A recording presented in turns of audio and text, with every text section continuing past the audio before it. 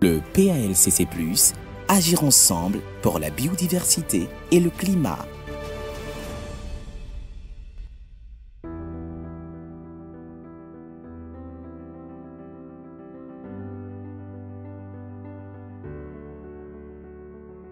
Bonjour chers participants, nous sommes là aujourd'hui pour poursuivre les présentations autour de la thématique de la foresterie communautaire au cœur du développement durable et de la résilience climatique. Pour aujourd'hui, nous allons voir les principes de la gestion des forêts communautaires. En effet, les principes qui guident la gestion des forêts communautaires visent à équilibrer les besoins humains et la conservation des écosystèmes forestiers, la diversité des espèces et à renforcer les capacités de fourniture des services écosystémiques. Ces principes sont structurés autour de 8. Nous avions le premier principe qui est le principe de collaboration, le deuxième le principe de co-construction, le troisième le principe des responsabilités partagées, le quatrième c'est le principe de transparence et de redevabilité. Le cinquième, c'est le principe de diversification des usages. Le sixième, c'est le principe d'équité et de justice sociale. Le septième, c'est le principe de durabilité environnementale. Et le dernier, c'est le principe de renforcement des capacités.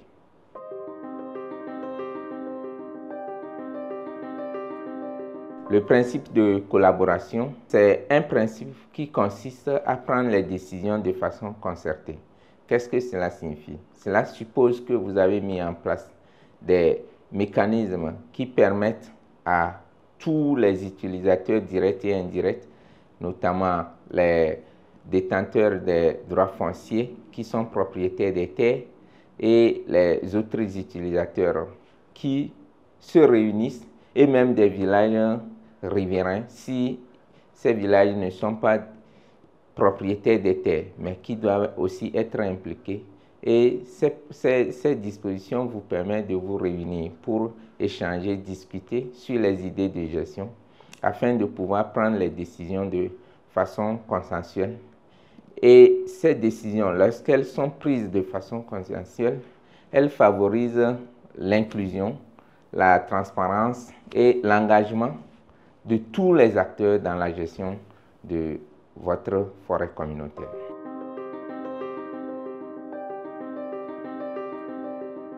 Le deuxième principe, qui est le principe de co-construction.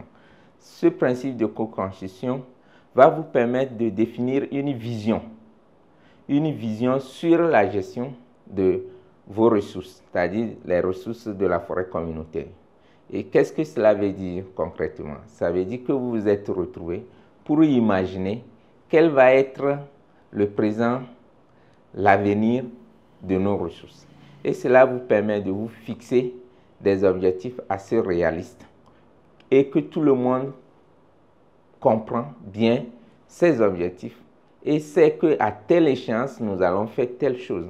L'avantage de cette façon de faire, c'est que ça réduit la surexploitation. Parce que lorsque la vision n'est pas définie, les gens veulent satisfaire parfois tout de suite leurs besoins.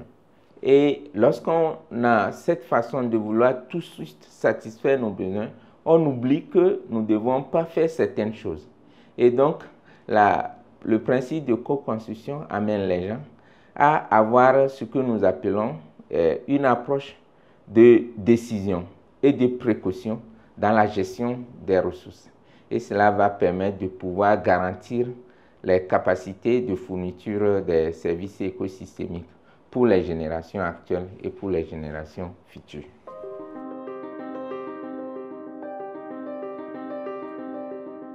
Le principe des responsabilités partagées, comme le nom l'indique, ça encourage les gens à être beaucoup plus responsables. Donc, les gens sont davantage responsabilisés. Cela favorise la coopération. Tout le monde sait ce qu'il doit faire. Et cela permet de mobiliser tous les acteurs parce que tout le monde sait que j'ai telle responsabilité vis-à-vis de la gestion de nos ressources. Et tout le monde, en mettant ensemble nos actions et nos savoirs, on arrive à pouvoir avoir une gestion beaucoup plus durable, équilibrée des ressources. Le PALCC+, agir ensemble pour la biodiversité et le climat.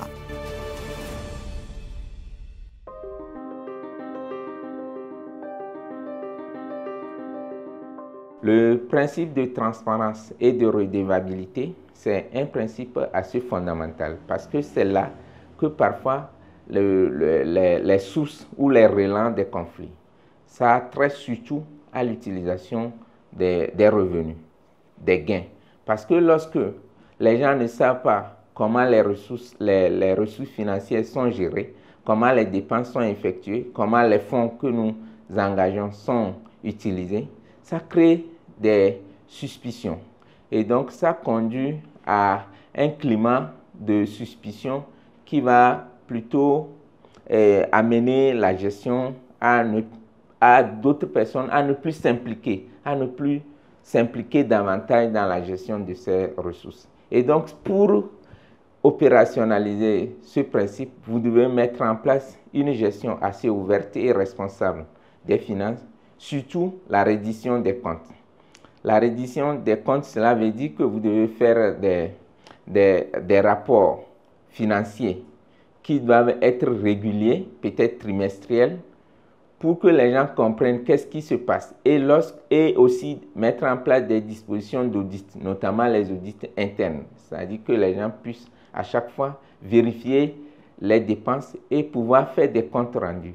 Nous gagnons à travers cela la confiance. Tout le monde devient plus actif parce qu'il y a de la confiance entre nous dans l'utilisation de ces ressources. Et toutes les dépenses qui s'effectuent, tout le monde sait que ça contribue à faire quelque chose et des objectifs beaucoup plus communautaires.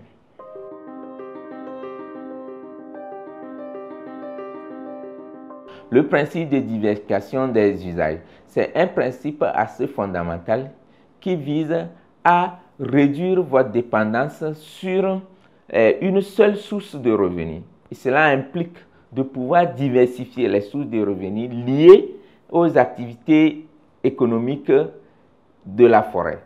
Et cela va dépendre de comment vous avez évalué le potentiel de valorisation de votre forêt. Si vous avez pu évaluer le potentiel économique de votre forêt, ça va vous permettre de mettre en place des activités qui puissent procurer des ressources, notamment les activités d'agroforesterie. Vous pouvez faire de la culture ou d'exploitation de bois d'œuvre ou de bois énergie, les produits forestiers non ligneux comme les fruits. Vous pouvez valoriser quels fruits on peut mettre. Même si les fruits sont insuffisants, vous pouvez planter et pouvoir les récolter et vendre. Cela va vous permettre de diversifier les activités. Souvent, on met plus l'accent sur l'écotourisme, mais qui est souvent hypothétique parce que si vous n'avez pas parce que l'écotourisme n'est pas seulement lié à la forêt, au potentiel même de la forêt, mais il y a des conditions cadres du milieu parfois qui ne dépendent pas des communautés. Par exemple, si vous n'avez pas des routes, vous n'avez pas des hôtels, la communauté ne peut pas se mettre à construire tout ça là pour promouvoir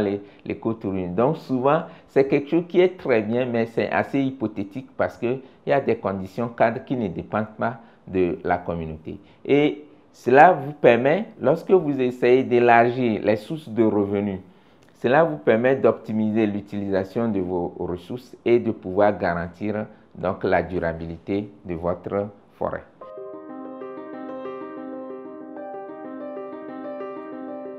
Et donc cela nous amène à parler du principe d'équité et de justice sociale, qui est un principe très important parce que ça vous permet de mieux répartir les bénéfices et les responsabilités en tenant compte de la diversité de la communauté.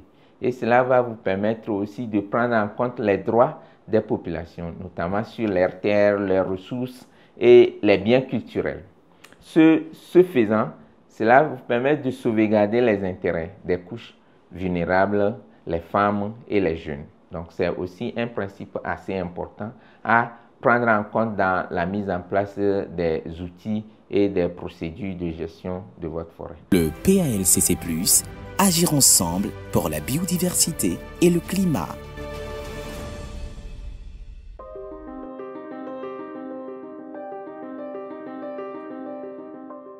le principe de durabilité environnementale, c'est quoi ce principe? C'est un principe assez important qui vous permet de pouvoir mettre en œuvre des pratiques de gestion qui préservent la biodiversité, qui protègent vos écosystèmes et qui maintiennent la santé de votre forêt. Mais ce principe va vous amener à mettre en place des outils de gestion beaucoup plus efficaces, notamment le plan de gestion qui est l'outil principal, mais aussi d'autres plans. Par exemple, vous devez pouvoir avoir des quotas annuels de prélèvement du bois énergie, des produits forestiers non ligneux lorsque vous avez un certain nombre de flux à valoriser. Et lorsque cette gestion est réfléchie, évaluée avec des volumes disponibles et des volumes à prélever annuellement, cela va permettre d'assurer une certaine durabilité dans la gestion parce que cela implique quoi? Que les ressources naturelles elles-mêmes se renouvellent d'elles-mêmes et vous n'entamez pas leur capacité de renouvellement de façon naturelle.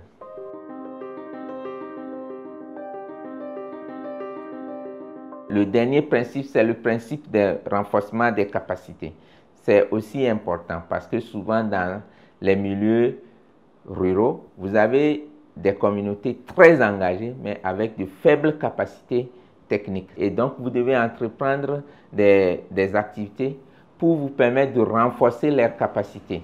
Le renforcement peut se faire au niveau technique et au niveau aussi dans les procédures, dans la mise en place des procédures, dans la compréhension, dans les activités de gestion, les activités de surveillance, les activités de restauration, de reboisement, les activités d'exploitation. Tout ça là, c'est des métiers. Et donc, vous devez faire des renforcements de capacités dans ce sens. Et cela va nécessiter donc d'établir des partenariats avec ceux qui ont du savoir-faire pour vous permettre d'abord de bénéficier de leur savoir-faire et vous aider à mobiliser les ressources financières nécessaires à la mise en œuvre de ces actions. Mais le dernier, c'est aussi pouvoir assurer l'éducation et la sensibilisation des membres de la communauté pour que tout le monde puisse comprendre la nécessité de pouvoir s'investir dans la gestion de votre forêt communautaire et apporter sa contribution à sa préservation.